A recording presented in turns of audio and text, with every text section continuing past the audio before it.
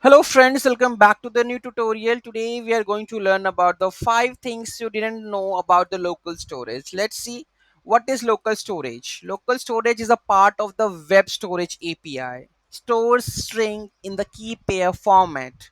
Synchronous persist with no expiry. 5 MB per origin browser dependent. So this is how you are setting the local storage in the JavaScript with set item, get item and the remove and the clear. First, not shared automatically across the tabs. If you are switching between the tabs, what will happen? Local storage updates aren't live across the tabs, but you can sync using the storage event like this. A common misconception that the local storage is global to all the browser tabs. Technically, each tab has its own in-memory copy of local storage.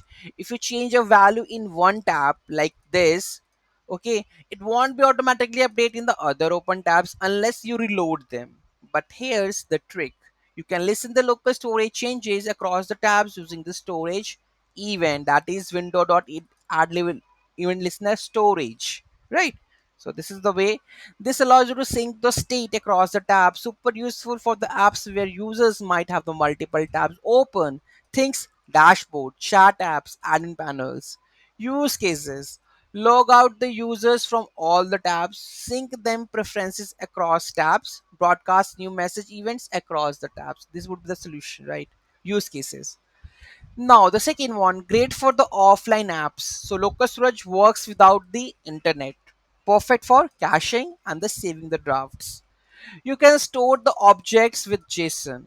Local storage only stores strings. So, use JSON stringify and the JSON parse. So, this is the method local storage or set item settings JSON dot stringify dot settings. Okay. Always wrap try in the try and catch. Okay, so the next one, that is it has a storage limits. Okay, so Chrome has a 5 MB, Firefox has a 10 MB, Safari has the 5 MB.